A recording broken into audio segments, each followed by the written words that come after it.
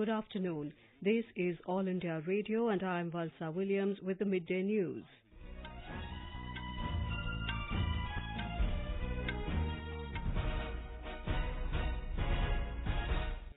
The headlines.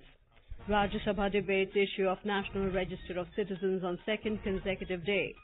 Doklam issue resolved with diplomatic effort and status quo has been maintained, reiterates External Affairs Minister Sushma Swaraj in the Lok Sabha. RBI to announce its third bi-monthly policy for 2018-19 this afternoon. Death toll in rain-related incidents crosses 100 in Uttar Pradesh. Flash floods in Assam inundate new areas.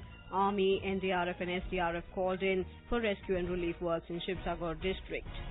Maharashtra government approves over 7,000 crore rupees to complete drinking water projects in scarcity-hit areas.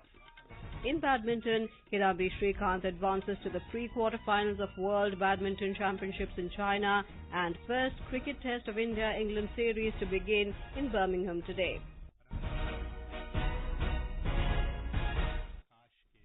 The issue of the National Register of Citizens NRC figured in the Rajya Sabha on the second consecutive day today.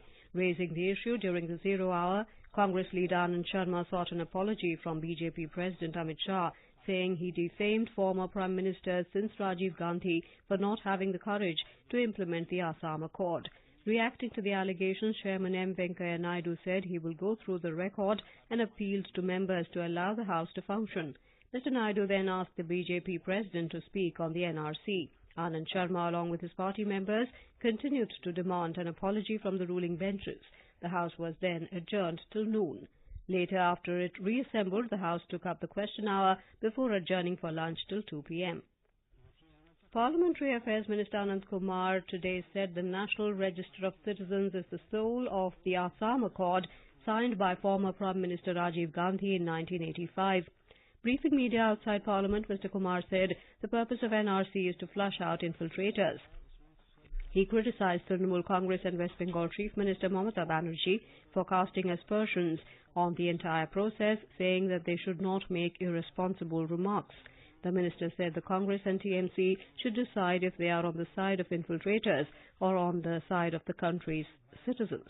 Minister of State for Home, Kiren Rijiju, also condemned the West Bengal Chief Minister's remark. He said it is the duty of the Chief Minister to maintain law and order in the state and not incite violence. How can you, give such kind of threat or any kind of statement which can potentially cause trouble to the nation? How can Chief Minister talk about civil war and all this bloodshed and all? This is one unfortunate Chief Minister cannot speak like that in that language.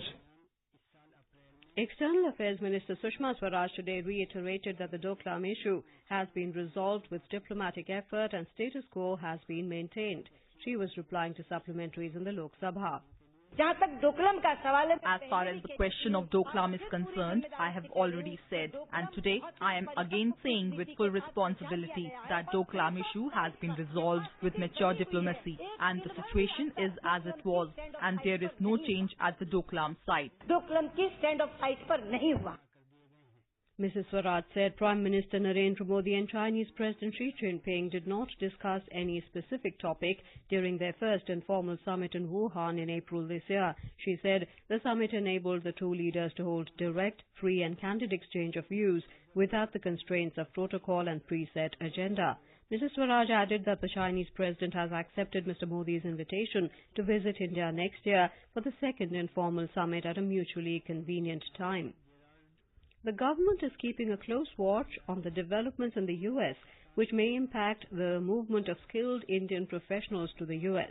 In a written reply in the Lok Sabha, Minister of State for External Affairs General V.K. Singh said India has engaged with the U.S. administration and the U.S. Congress at all levels on this matter.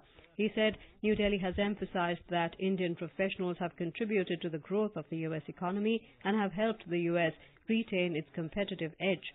The minister said according to U.S. statistics, the number of H-1B visas issued to Indian nationals increased in 2017 as compared to 2016. The government today said no instances have come to its notice regarding attempts by companies to misuse online data to manipulate the electoral process ahead of next year's general elections. In a written reply in the Lok Sabha, IT Minister Ravi Shankar Prasad, however, said the centre has taken notice of reports regarding leakage of personal data by Facebook and Cambridge Analytica and has issued notices to these companies. He said Facebook has informed that over 5,60,000 Indians may have been potentially affected in the Cambridge Analytica case. The government has constituted a high-empowered monitoring committee for complete evaluation and review of employees' pension scheme of 1995. Responding to supplementaries during question hour in Rajya Sabha today, Minister of State for Parliamentary Affairs Arjun Ram Meghwal said enhancing pension will be decided after the committee submits its report. He said there are over 62 lakh EPFO pensioners whose accumulated funds are invested in debt investments and equities. The committee will submit its recommendations by October this year. The Reserve Bank of India, RBI, will announce its third bi-monthly policy statement for 2018-19 this afternoon. The Monetary Policy Committee, headed by RBI Governor Urjit Patel, began its three-day meeting in Mumbai on Monday to decide on the key interest rate. It will meet today as well before the announcement of the statement. The central bank had increased the repo rate by 0.25% to 6.25% in its last policy review in June. Repo rate is the rate at which RBI lends money to banks. The reverse repo rate, the rate at which RBI borrows money from banks, currently stands at 6%. The 15th Finance Commission is in Ranchi on a three-day visit to Jharkhand. Details from our correspondent. 15th Finance Commission under the chairmanship of N.K. Singh has arrived Ranchi today. Visiting team has 18 members and it will hold meeting later today with representative of rural and urban bodies. Tomorrow team will hold meeting with Jharkhand Chief Minister Raghuvar Das and senior officers and later with the different political parties. Team will visit Jamshedpur on 3rd August, its last days of Jharkhand visit, to meet representative of trade and industry union to ascertain their needs. Rajesh Sinha, AIR News, Ranchi. This is All India Radio giving you the news. For quick news updates round the clock, follow us on Twitter at AIR News Alerts. In Uttar Pradesh, the death toll in rain-related incidents and lightning has risen to 109. 11 casualties were reported during the last 24 hours from different districts. More than 100 persons have been injured and about 550 houses damaged. Our correspondent reports that educational institutions up to class 12 have been closed in many districts, including state capital Lucknow. Continuous rain has disrupted road, rail and air traffic in the several parts of the state. Power supply and communication system are also badly affected. Saryu, Ghaghra and Sharda rivers are flowing near to danger mark at Faizabad, Basti, Gonda, Barabanki and Lakhimpur Kheri district. People living in low-lying areas near Hathini Kund in Saharanpur district have been shifted to safe places due to rise in water level in Yamuna river. Sunil Shukla, AIR News, Lucknow. In Upper Assam, fresh flash floods have inundated new areas.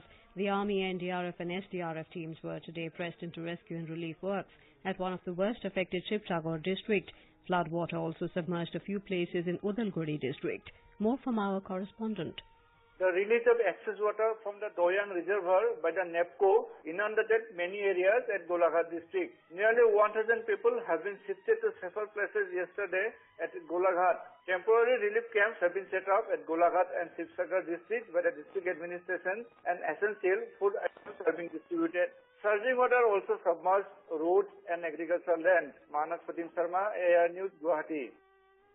The Maharashtra government has approved over 7,000 crore rupees to complete the drinking water projects in scarcity-hit areas. Minister for Water Supply and Sanitation Baban Rao Lonikar said in a release that the BJP-led government in the state is committed to providing water to all villages that are perennially dry. More from our correspondent. The government has approved a proposal of rupees 7,952 crore rupees for completing 6,624 water projects in 10,583 villages in the state. The jumbo drinking water proposal is aimed at completion of works in Konkan, Nashik, Aurangabad, Amravati, Nagpur and Pune divisions. He added that nearly 6,500 projects have already been completed in the last 4 years by spending rupees 5,500 crore. Sonali Ghadiyar Patil, AIR News, Mumbai.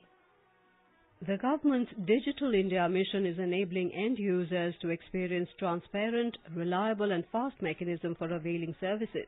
The Assam government is also moving forward to bring the advantage of this initiative to the common man. It launched a portal www.assamforestonline this week in this regard. Here is a ground report from our Silchar correspondent. The state government has launched portal for Forest Online Revenue and E-Procurement System in Assam.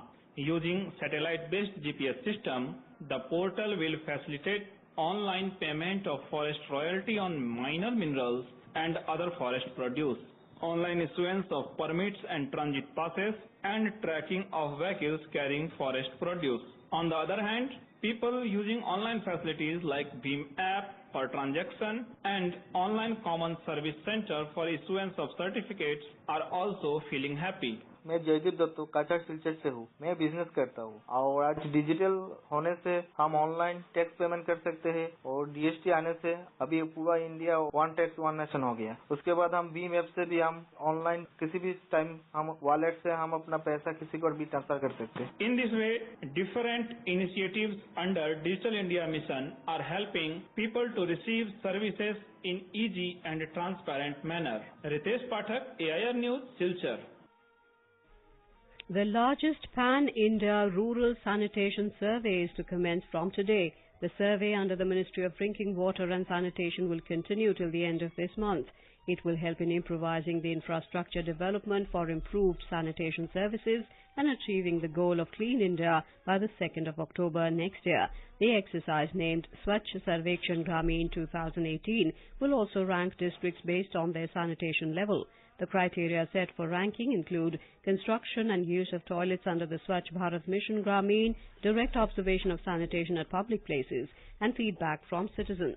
Prime Minister Narendra Modi has appealed to people to take part in the survey. In a tweet, Mr. Modi said, the survey is an extensive effort that will give both strength and crucial feedback to the nation's efforts at creating a Swachh Bharat.